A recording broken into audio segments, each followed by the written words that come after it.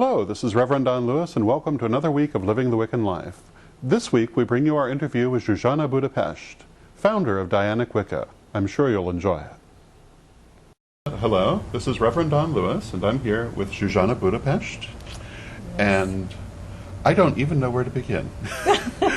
You have done so much and meant so much to so many people that it's kind of overwhelming for me to debate how to open an interview with you. On the way up here, there were people stopping you in the hallway to thank you for the role that you have played in their life. Yeah. And I'm sure that many people seeing this are going to feel the same way. Well, bless them. And I want to start, I guess, by acknowledging the tremendous role that you have played in the pagan world, and that nothing is quite the same as it would have been without you. It's true. Or was before you. Yes. And it's better. It is better. The mark of a truly great person is they leave things better than they found them. Exactly. And you have done that. Thank you. I want to make one more comment before I ask you anything. All right. And that is that as we were setting up,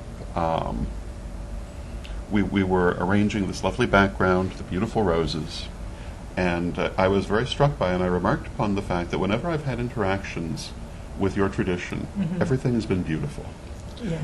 And it's unlike any other, because many traditions try to make everything beautiful, but there's just a difference. It's just so much more emotive and Yes. vibrant. Yes.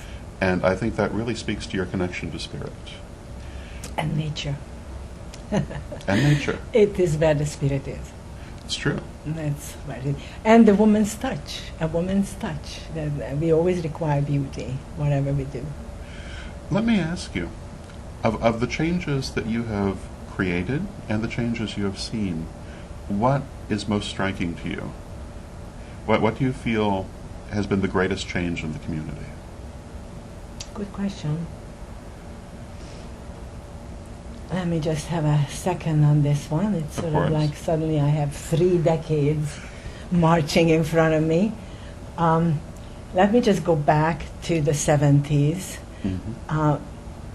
First of all, I had no idea there was a pagan movement in the United States. I had no clue. I became a feminist in Los Angeles, and as I examined what we had already a good political analysis. That was excellent. We had a good historical background. All the suffragists were brought back again, the first wave, how we got the vote, 75 years, whole lifetime. How was that done? It seemed to be that bright women in 2s and 3s and 5s moved everything. So it really takes just a few people to move a thought form. And the thought form has its life, and then it goes out and does the rest. So that encouraged me, but I had still been just sitting in meetings. I learned about Robert's rules, boring. I was, we were very officious then in the Women's Center, and then the world was coming in through the door. Women with 5 kids, we have to stay somewhere, we are running away. Women bleeding, I need somebody to take me to the hospital. There was like terror visited on my sex daily. Real terrorism. Never discussed terrorism. Terrorism that we now talk about, few guys blowing up a few more guys and a few cars, is nothing compared to the daily onslaught on women. Daily slaughter of women. The male species is out of control. So I thought, why is that? Why is that? And one of the reasons I could see was that we're not reflected in the culture, we're not reflected in religion. Women are non-entities.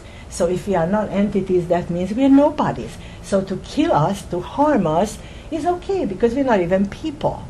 And then, of course, 100 years ago, which I always go back to how it started, there was an actual intellectual discussion among learned guys with professor and doctor in front of their names.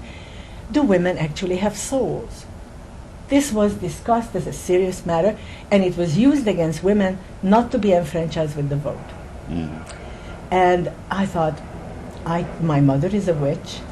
I know about Central European tradition, which had Dianic component. My mother only created goddesses. She made altars for peasants. In my country, every peasant house has a so-called good room or clean room that they only use on holidays, and that's where they put their holy pictures, the photographs of the ancestors, and they pray in front of it. They light little candles. They go into that instead of marching to the church. They have a church at home, which is pure paganism. And my mother was an altar builder. She was making these altars. So I mentioned this to my feminist sisters, and they said, no religion, please, no religion, because any kind of religion was oppressive to us. Religion is poison, it's opium to the masses, etc., etc. I said, this is not a religion, this is a spirituality. This is a different thing. And we have a background, we have mythology, we have moral laws about it. We have enough tradition to look at and say, hey, let's add to it. Let's bring it in, see what we don't need, put to it what we do need, and let's follow this path and bring back the goddess. So one day, I go to the Women's Center on Crenshaw, and there is a triple goddess right over the mantelpiece, and that was the first time I brought with me a little purple candle, because even that, lighting a candle, was hard for feminists. I mean, they were like so scared of any kind of religion. So I thought, I dare. And now they know me about a year. I've been staffing on Mondays. I'm one of them, even though I'm a freaky Hungarian, you know. So I go there and I look at her. I said, oh, here's your candle. And I put the candle and lit it. And I consider that the beginning of women's spirituality movement. Nobody much talked about the goddess at all. I used to just hang out in bookstores, read everything by Jung, I read Karenyi, everybody, and those time spaces, and they were friends, they hung together. And started seeing, especially when I got to Jane Harrison, that women's mysteries was ignored mostly because the guys were into matriarchies, yes, but not the mysteries the real people did, the mothers and the grandmothers and the daughters who got together and did the bread and did the holiday decorations, woven the wreaths, dressed up nicely, marched this way or that way, you know, went to temples, burned incense, or were solemnly sitting on the ground. All these were gone. And I started digging it up. As she dug up the past from the earth, I dug it up from her books. She was never a bestseller. She was a professor between the two wars. And she did it all as an intellectual exercise. But I did it as a religionist feminist. and started using what she found. And I found men's mysteries as well. There's absolutely no interest in men's mysteries. I published what I got in the Holy Book on the Sacred Sons. I always thought that it's not my job to bring it back, but it may be. It may be? It may be. I right now, you know, I'm 68, I sort of think to myself, it'd be nice. I have children, you know, I have sons, and what do we do with the nice men? With the nice men, we cannot push them away. You know, we're mummies. We can't that's so important push to them say. away. But who's going to teach them? It really should be some men who teach them, and didn't find any. It was a slow, but it really rested on my devotion. I said, I be there. I'm going to have circles in my apartment. The first time there was only the 6 friends from the Women's Center. Second time it tripled because the word went out that this was a great party and that we didn't need to sleep afterwards, that this was a big fame that went out, that it was so good that people felt so filled up that we didn't need the sleep we usually did, you know, and how they were energetic for days afterwards and they just had a few hours sleep and it was up again. So I thought they were touched, it was real, and now they're spreading the word. So it went really from my apartment into an empty parking lot on Whitley Hill, where there was a problem stepping into dog doo-doo. I said, no, this is not good enough. Then I went to the beach, and there we were disturbed by drunks sometimes, and the police who inquired what we are doing. We always pretended we had a birthday party. We sang happy birthday to somebody, the youngest one. I always picked a young one. And then one day when I made my living as a gardener, and we went up after a job, the mountain there in Malibu, and I found this gorgeous plant tunnel. Just 200 women easily accommodating. You know, hearing the splashing against the shores, twinkling lights of Santa Monica, mountains, wildlife, Malibu, filthy rich people with their little swimming pools over there, drop, ocean. So I started taking them up there, and we actually grew up there on the so-called Old Covenstead for about 3 years. And then we got too confident. At one point there were like 16 Congo drums going, and there were like about 100 candles in jars. And the lights spilled over, and it's Malibu, and it's a fire hazard. So the police was called. 6 fire, on the fire road came up 6 cars, shotguns, big shotguns, floodlights. Little Arthur looked pathetic with just the candles. And they rolled the kids usually into their sleeping bags around the altar, so all the women watched all the children at all times. There was no babysitting. We all did it. It was organic. Kids slept wonderfully next to the altar. So one of the police marches up. What's wrong with this child? You know, the kid goes scared. Woo, you know, I said, you woke her up. That's what's wrong. She was fine before you woke her up. Where are his parents? So mother steps forward. It's my kid. Put him down. Go sleep better. And they looked for human sacrifice. They looked for anything that looks like blood. So then we had to get arrested. And that was like 38 of us getting a piece of paper. So there was one policewoman amongst them, and we all lined up for the policewoman. The policeman said, well, you can come here too. I said, we know.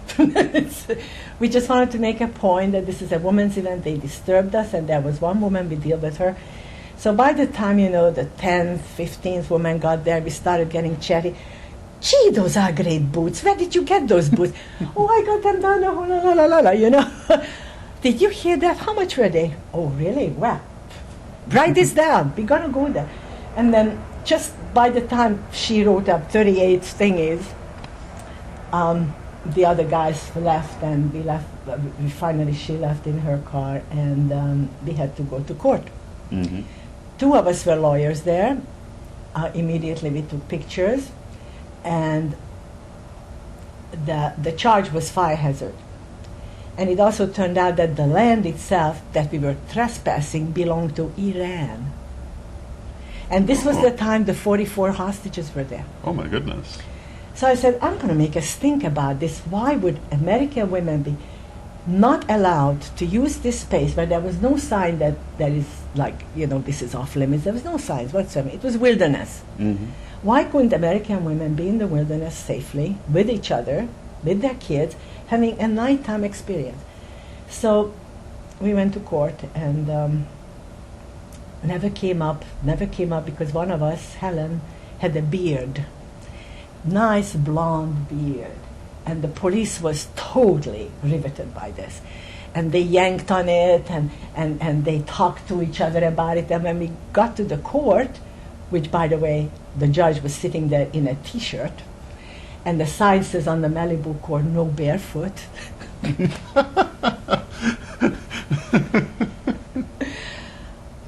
All it was is about Helen's beard. They wanted to know, is she taking hormones? Is she shaving? And it was totally sidetracked, and we got fined $1 each.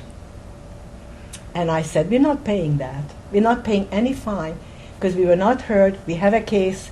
And then they just dismissed it. And that was the famous Malibu 38. And there's a lot more to this story, but I just gave you the shortened version.